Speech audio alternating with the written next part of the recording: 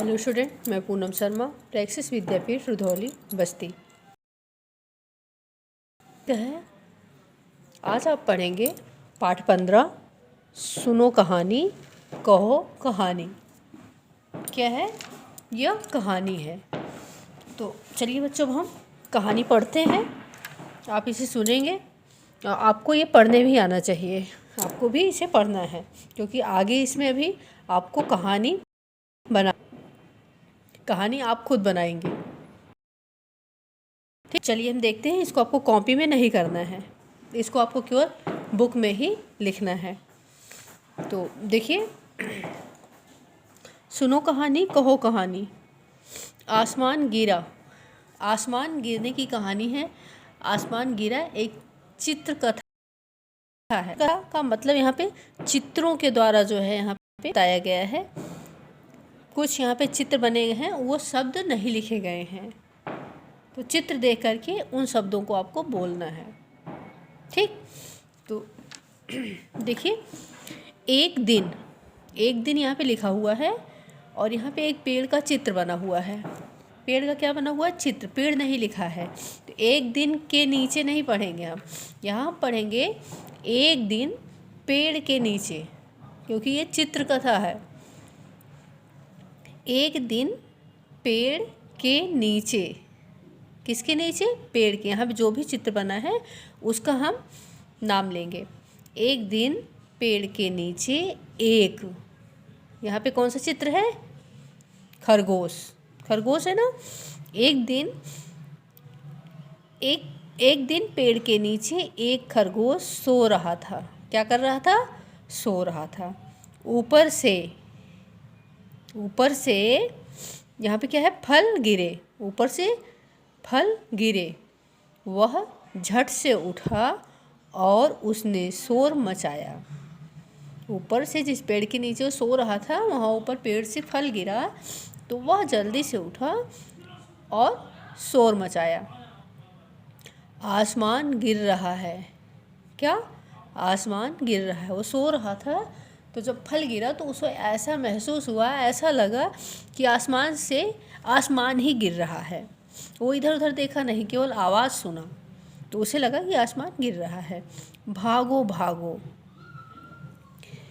वो तेज़ से भागने लगा। भागो भागो की आवाज़ करते हुए डर कर खरगोश भागने लगा। कौन? खरगोश भागने लगा।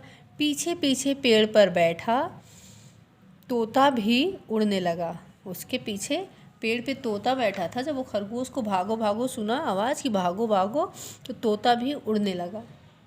देखते ही देखते घास चरता हुआ घोड़ा था, वो घास चर रहा था, वह भी दौड़ा। जब देखा कि खरगोश और तोता भाग रहे हैं, तो घोड़ा भी वहाँ पे घास चर रहा था, वो भी भागने लगा। उनके पीछे मोर भी आया, और जब मोर देखा कि ये तीनों भाग रहे हैं, तो मोर भी भागने लगा। एक लोमड़ी ने देखा। जब चारों को भागते हुए, किसको? खरगोश को, तोता को, घोड़ा को और मोर को, चारों को भागते हुए लोमड़ी ने देखा। भागते क्यों हो? तो लोमड़ी ने पूछा कि तुम भागते क्यों हो? उसने पूछा। किसने? लोमड़ी ने। आसमान गिर रहा है।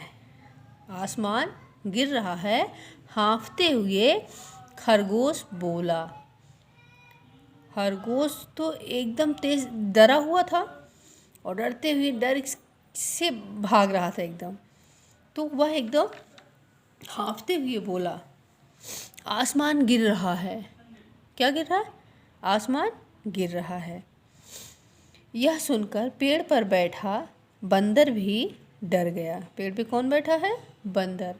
यह सुनकर पेड़ पर बैठा बंदर भी डर गया।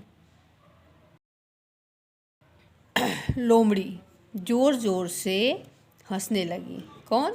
लोमड़ी जोर जोर से हंसने लगी। उसे हंसते देख तोता ने पूछा। उसको हंसते हुए जब देखा तो तोता ने पूछा, तुम क्यों हंस रही हो? तुम क्यों हंस रही हो? कौन पूछा? तोता ने पूछा। किससे पूछा? लोमड़ी से। भागो भागो तुम भी भागो। फिर तोता कह रहा कि तुम हंस क्यों रही हो, भागो भागो तुम भी भागो। लोमड़ी ने सबको रोका। लोमड़ी ने क्या किया, सबको रोका और पूछा कहाँ गिर रहा है आसमान। लोमड़ी ने कहा कहाँ आसमान गिर रहा है। खरगोश ने डरते हुए कहा, खरगोश ने डरते हुए कहा वहाँ उस पेड़ के नीचे। सबको साथ लेकर लोमड़ी पेड़ के पास पहुंची। खरगोश ने बताया कि वहाँ उस पेड़ के नीचे, तो लोमड़ी सबको अपने साथ लेकर उस पेड़ के पास पहुंची। उसने ज़मीन पर गिरा फल उठाया। जब वहाँ पेड़ के पास पहुंची जहाँ आसमान गिर रहा था, तो वहाँ पे फल गिरे हुए थे।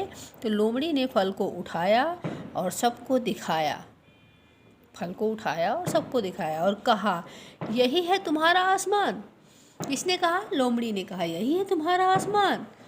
सब हंसने लगे, सारे जानवर जो वहाँ जानवर थे, पक्षी जानवर सब हंसने लगे।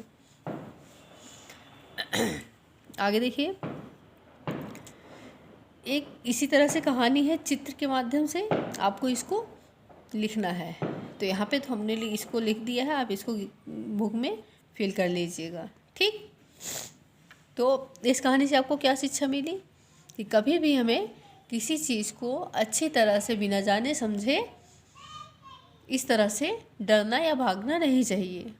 कोई भी बात हो पहले हमें उसकी सही से उसकी जानकारी लेनी चाहिए, ठीक। तो चलिए यहाँ देखते हैं, चित्रों को समझकर कहानी बोलो और लिखो। चींटियों की कहानी है। यहाँ पे चींटी एक दिख रही होगी आपको, चींटी है। एक चींटी थी, एक चींटी थी, चींटी भूखी थी, चींटी भूखी थी। चींटी छोटी तो होती ही है, तो चींटी भूखी थी। चींटी को एक दिन, चींटी को एक दिन, यहाँ पे चित्र देखिए क्या है, बतासा है। एक दिन बतासा मिला, यहाँ बीच में आपको बतासा लिखना है, बतासा मिला। उसने कहा अरे बतासा, जैसे कुछ आप लोग अगर देखते हो तो कहते हो अरे, अगर आप लोगों को भूख लगी हो, कोई आपकी मनपसंद की चीज़ मिल जाए तो क्या कहते हो, अरे वाह बतासा। आप लोग क्या कहते हैं, अरे वाह चॉकलेट, मैगी, ऐसा बोलते हो ना। तो चींटी को बतासा मिला तो कह रही अरे वाह वाह बतासा, यहाँ अरे वाह बतासा। चींटी बहुत खुश हुई बतासा देख के। आगे देखिए फिर क्या होता है। वाह बतासा, चींटी जब बोली तो इतने में देखो, इतने में वहाँ एक और यहाँ बीच में खाली है, यहाँ पे लिखना है चींटी आई। इतने में वहाँ पे एक और चींटी आ गई, एक चींटी थी, एक चींटी और आ गई। दूसरी चींटी ने भी कहा अरे वाह बतासा, दोनों खुश हो गई। वो भी अरे वाह बतासा। दूसरी ने भी कहा अरे वाह बतासा। दोनों आपस में, अब जब दोनों चींटियों ने बतासे को देखा तो दोनों चींटी आपस में लड़ाई करने लगी। क्यों लड़ाई करने लगी, वो चींटी कही मेरा है और दूसरी चींटी कह रही थी मेरा है। पहले ने कहा मेरा है, दूसरी ने कहा मेरा है। वो कह रही पहले मैं देखी हूँ मेरा है, दूसरी कह रही नहीं पहले मैं देखी हूँ ये मेरा है, मैं पूरा लूँगी। वो कह रही मैं पूरा लूँगी। जैसा कि कभी कभी आप लोग भी करते होंगे अपने घर में ऐसा ना, मेरा है मैं पहले लूँगा, ये मेरा है। तो इस तरह वो चींटियाँ भी आपस में लड़ाई करने लगी।